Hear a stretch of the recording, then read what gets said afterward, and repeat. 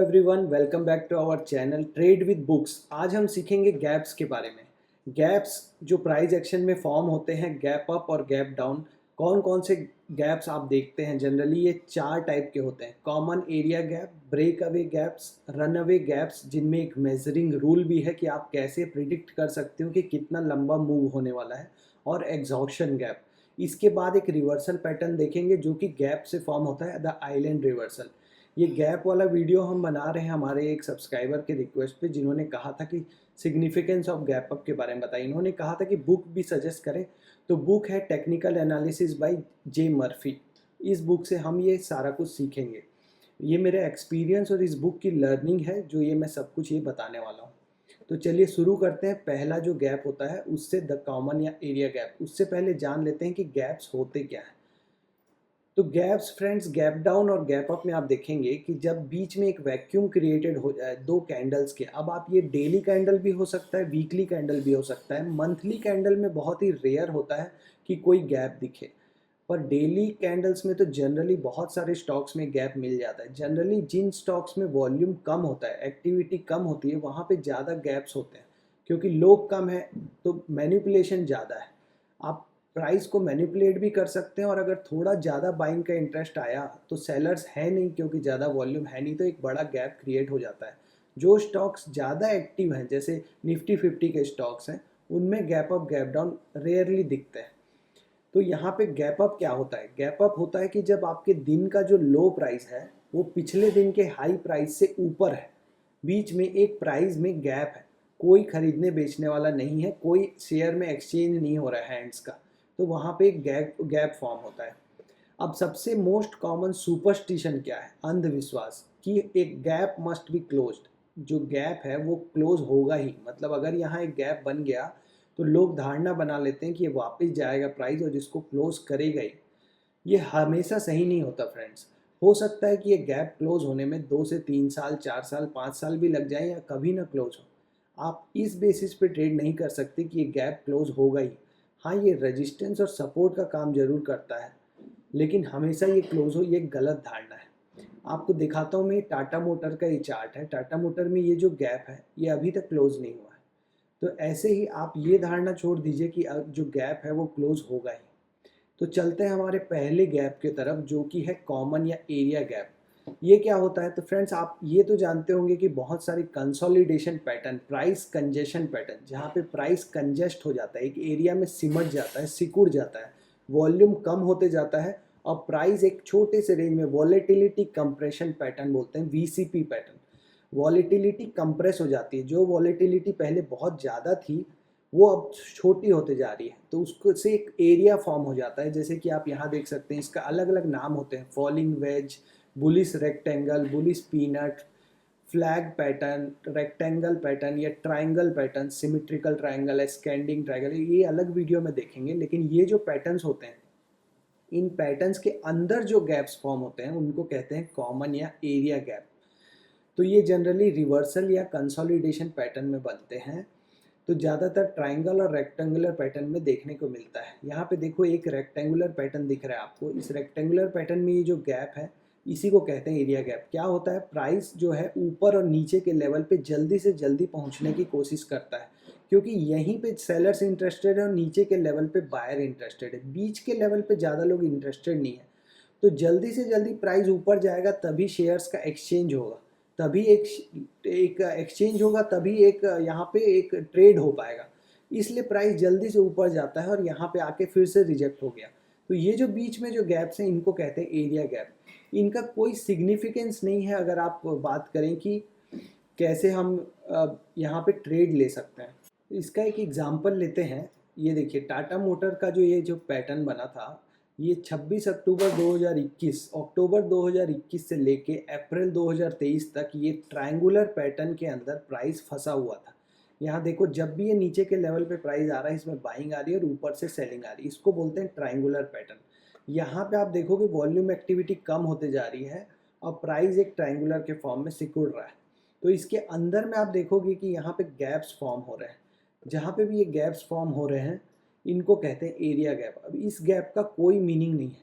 यहाँ पे आप कोई मीनिंग मत निकालने लग जाइए, क्योंकि ये एक एरिया के अंदर है। तो ये जस्ट एक एरिया के अंदर है, इसका कोई मीनिंग नहीं है। ठीक है फ्रेंड्स, नेक्स्ट चलते हैं। नेक्स्ट जो है वो है important break away gap. Break away gap जो होता है वो completion of a price congestion pattern के पास होता है। मतलब जब एक प्राइस पैटर्न कंप्लीट हो जाता है, जैसे ये ट्रायंगुलर पैटर्न कंप्लीट हो गया और प्राइस इससे बाहर जा रहा है, तो जो ब्रेकआउट होगा उस वहाँ पे जो गैप फॉर्म होगा उसको कहते हैं ब्रेक अवे गैप। ठीक है, इसका एक एग्जांपल है जैसे एस्केंडिंग ट्रायंगल। तो यहाँ पे आप टाटा मोटर का ये एग्जांपल देखो, यहाँ पे डेट है 10 अप्रैल 2023 को इस ट्रायंगुलर पैटर्न से जब प्राइस बाहर आया तो एक गैप के साथ आया, इसी को कहते हैं break away gap. Break away gap पहचानने के लिए बहुत ज़रूरी है कि फॉल्स ब्रेकआउट। अब यहाँ पे जब ब्रेकआउट हो तो अगर दो शेयर्स में सेम ट्रायंगुलर पैटर्न से ब्रेकआउट हो रहा है तो आप उस शेयर को चुनिए जिसमें ब्रेक गैप अप के साथ में ब्रेकआउट हो रहा हो, उसके ज़्यादा मूवमेंट के ज़्यादा चांसेस हैं और सही होने के ज़्यादा चांसेस हैं। तो ये फॉल्स ब्रेकआउट बताने में हेल्प करता है break away gap. Buying demand कितनी स्ट्रांग है इससे पता चलती है। अगर ज़्यादा लोग बाई करना चाह रहे हैं, बहुत जल्दी है लेने की, किसी भी प्राइस पे हम ले लेंगे तो एक गैप के साथ में ब्रेकआउट होगा, तो ये दिखाता है कि बाइंग डिमांड बहुत स्ट्रांग है और ज़्यादा दूर तक जाएगा। ये जो ब्रेकआउट होगा ये मूव बहुत दूर तक जाएगा, ये भी दिखाता है। अगर दो स्टॉक्स में ब्रेकआउट हो रहा है तो आप वो चुनिए जिनमें इसमें गैप के साथ में ब्रेकआउट हो रहा हो। अब आप बात करते हैं कि should we expect a break way gap to be closed. क्या ये जो गैप बना है क्या ये क्लोज हो जाएगा, क्या हमें वेट करना चाहिए कि पुल बैक पे हम खरीदेंगे? तो ये डिपेंड करता है कि वॉल्यूम कैसा है। अगर इससे पहले वॉल्यूम कम था और ब्रेकआउट में वॉल्यूम ज़्यादा आया है, जैसे यहाँ टाटा मोटर के एग्जांपल में देखो, यहाँ ग्रीन कैंडल्स में वॉल्यूम ज़्यादा आ रहा था और ये ब्रेकआउट में भी ज़्यादा वॉल्यूम आया है, तो ये फिर से पुल बैक होके वापस नीचे नहीं आया। अगर ये वॉल्यूम कम होता तो इसके नीचे आने के 50-50 चांसेस होते कि ये वापस यहाँ पे रीटेस्ट करने के लिए आएगा। तो उस केस में आप वेट कर सकते हो कि पुल बैक में मैं खरीदूंगा। लेकिन अगर एक हाई वॉल्यूम के साथ हुआ है ये ब्रेक अवे गैप, तो आपको फिर वेट नहीं कर सकते, आपको ऊपर के लिए फिर खेलना पड़ेगा। यहाँ पे एक और एग्जांपल है ब्रेक अवे गैप का। इसके बाद नेक्स्ट देखते हैं रन अवे या कंटिन्यूएशन गैप। इसको बोलते हैं कंटिन्यूएशन गैप क्योंकि ब्रेक अवे होने के बाद जब ब्रेकआउट हुआ तो स्टॉक तेजी से ऊपर जा रहा था। एक रनवे पे जैसे एरोप्लेन चलता है वैसे तेजी पकड़ने के लिए जब तेज पकड़ता है, जब स्पीड पकड़ते हैं, तो ये रनवे गैप्स फॉर्म होते हैं क्योंकि यहाँ पे जो रिटेल प्लेयर होता है वो खरीदने के लिए दौड़ता है, उसको लगता है कि अब ये शेयर छूट गया, फोमो होता है, फियर ऑफ मिसिंग आउट। तो जब ये होता है तो यहाँ पे किसी भी प्राइस पे लोग खरीदने के लिए रेडी होते हैं और ऐसे गैप्स क्रिएट होते हैं, इनको बोलते हैं रन अवे गैप। तो ये कम फ्रीक्वेंट होते हैं और ये हमें मिलेंगे जब एक rapid straight line advance move होगा। मतलब जब ये मूव जो है बिल्कुल ये एंगल जो होता है, अब आप एंगल समझते हैं, जब 45 डिग्री एंगल जो है धीरे धीरे टिल्ट होकर 90 डिग्री की तरफ बढ़ने लगता है, तब ये गैप्स फॉर्म होते हैं। अब इनको यूज़ कर सकते हो आप ये मेज़र करने के लिए कि मूव कितना होगा। कैसे? जब ये रनवे गैप बनता है तो वो लगभग बीच में बनता है, मिडवे। तो जितना नीचे का मूवमेंट है लगभग उतना मूवमेंट कंफर्म हो जाता है कि हो सकता है। ऐसे 1 2 3 रनवे गैप बन सकते हैं। आपको देखना है कि वॉल्यूम क्या बढ़ रहा है या घट रहा है, क्या इंटरेस्ट कम हो रहा है उस अप मूव में या इंटरेस्ट बढ़ रहा है। उसके बाद आपको ये भी अंतर लगाना पड़ेगा कि रनवे और हम जो नेक्स्ट देखने वाले हैं एग्जॉशन गैप, उसमें क्या डिफरेंस है, वो हम देखेंगे इसके बाद। तो इसके बाद नेक्स्ट है एग्जॉशन गैप। अब एग्जॉशन गैप का नाम ही सजेस्ट कर रहा है कि मूव जो है एग्जॉस्ट हो चुका है। जैसे आप ज़्यादा देर अगर दौड़ लें तो एग्जॉस्ट हो जाते हैं, आप थक जाते हैं, वैसे ही मूव अब थक गया है। जो अप मूव या डाउन मूव है उसमें अब जो है इंटरेस्ट ख़त्म हो गया है, अब वो या तो वो रुक जाएगा या ख़त्म हो जाएगा। उसके लिए जो एक बड़ा गैप बनेगा वो एग्जॉशन गैप है। तो आप जो हमने पहले पढ़ा था ब्रेक अवे गैप वो स्टार्ट था मूव का, दूसरा जो हमने पढ़ा रन अवे गैप वो दिखाता है कि रैपिड कंटिन्यूएशन है और जो ट्रेंड लाइन है उसका जो एंगल है वो धीरे धीरे 90 डिग्री की तरफ बढ़ रहा होता है। और लास्ट जो एग्जॉशन गैप है ये एंड ऑफ द मूव को दिखाता है। तो यहाँ पे देखो इस एग्जॉशन गैप के बारे में मैंने कुछ पॉइंट्स लिखे हैं बुक से कि रैपिड एक्सटेंसिव एडवांस और decline hit a lot of supply या डिमांड। सपोज ऊपर की तरफ एक तेज गति से मूव जा रहा है तो कहीं पे तो जाके एक ऐसा होगा, एक प्राइस जहाँ पे बहुत सारी सप्लाई मिलेगी। वैसे ही अगर नीचे की तरफ मूव जा रहा है तो एक प्राइस आएगा जहाँ पे बहुत एक बड़े प्लेयर का या बहुत सारे रिटेल प्लेयर्स का एक डिमांड होगा। तो जब वहाँ पे प्राइस टकराएगा तो एक बहुत बड़ा ह्यूज ट्रेडिंग वॉल्यूम वाला दिन आएगा, वहाँ पे ट्रेडिंग वॉल्यूम बहुत ज़्यादा होगा। और रनवे और एग्जॉशन गैप जो है ये आप कैसे पता लगाएंगे कि वो जो गैप बना है वो रनवे गैप है या एग्जॉशन गैप है? तो उसके कुछ तरीके हैं।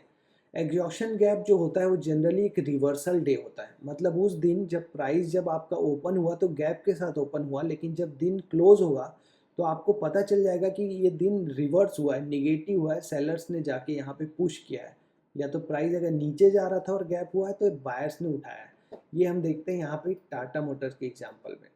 यहाँ पे देखो ये जो गैप था फाइनल, यहाँ टॉप पे जो गैप बना है ये वाला गैप, ये जो gap after a long movement ये आया।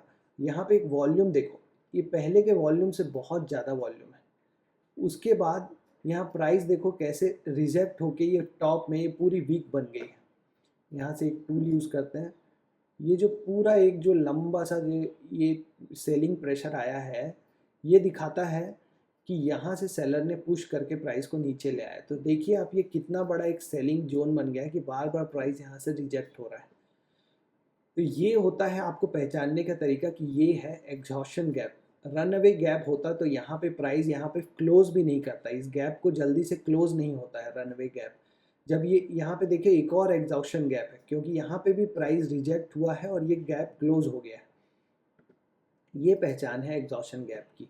Exhaustion gap usually presided with at least one run away gap, इससे पहले एक या दो रन अवे गैप होते ही हैं। पहले ब्रेकआउट के बाद जो पहला गैप होता है ब्रेक अवे गैप, उसके जस्ट बाद एग्जॉशन गैप नहीं आता, प्राइस थोड़ा मूव करता है, उसके लिए एक रनवे गैप जरूर होता है।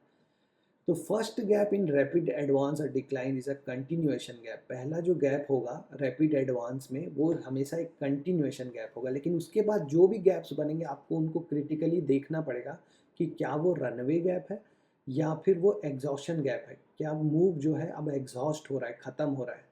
तो अभी मैंने जैसे बताया आपको देखना पड़ेगा कि वो दिन कैसे क्लोज हो रहा है और उसके बाद क्या वो गैप क्लोज हो रहा है या नहीं हो रहा है, और उस दिन वॉल्यूम कितना है।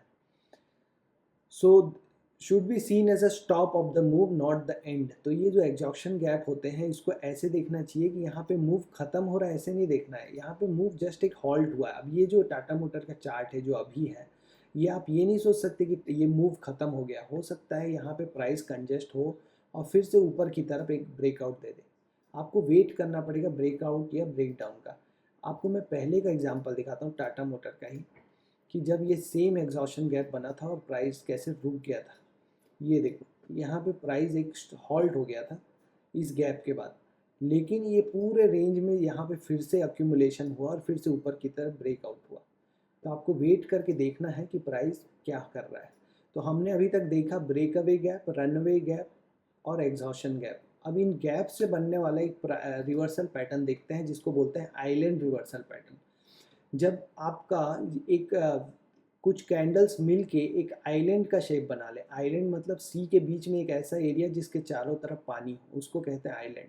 तो यहाँ पे देखो आप इसके चारों तरफ गैप्स हैं, मतलब जब ये यहाँ पे फॉर्म हो रहा था तो भी एक गैप था और जब प्राइस यहाँ से जब ऊपर गया तो भी एक गैप बना। तो ये तीन कैंडल्स जो है बीच में एक आइलैंड की तरह रह गई। तो यहाँ पे जनरली क्या होता है रिवर्सल हो जाता है, प्राइस जो भी डायरेक्शन में पहले था उससे रिवर्स हो जाता है और ये जो मूव होगा ये लगभग उतना ही होता है जितना कि दूसरे तरफ था।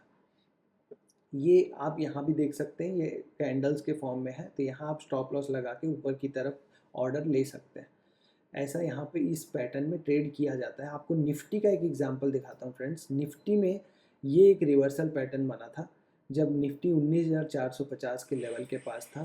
तो यहाँ पे आप देखोगे कि ये जब नीचे आ रहा था प्राइस तो अचानक से गैप डाउन के साथ में एक दिन की कैंडल बनी, अगले दिन गैप अप ओपन हुआ। इस कैंडल जब ये फॉर्म होके क्लोज हो गया तो आपको पता चल जाता कि ये आइलैंड पैटर्न बन चुका है, क्योंकि इसके दोनों तरफ से गैप्स हैं और ये बीच में अकेली कैंडल रह गई है। तो आप इस कैंडल के बाद ऊपर के लिए ट्रेड ले सकते थे और प्राइस फाइनली 19,800 तक ऊपर गया, तो यहाँ पे एक आपको अच्छा ट्रेड मिल जाता। तो ये था वीडियो पूरा गैप अप और गैप डाउन और गैप्स को कैसे ट्रेड करना है इसके ऊपर। आपको और भी किसी टॉपिक के ऊपर अगर वीडियोस चाहिए तो आप कमेंट करके बताइए। आपको अगर वीडियो अच्छा लगा तो अपने फ्रेंड्स के साथ शेयर कीजिए जो शेयर मार्केट सीखना चाहते हैं, और चैनल को सब्सक्राइब कर लीजिए। Thank you.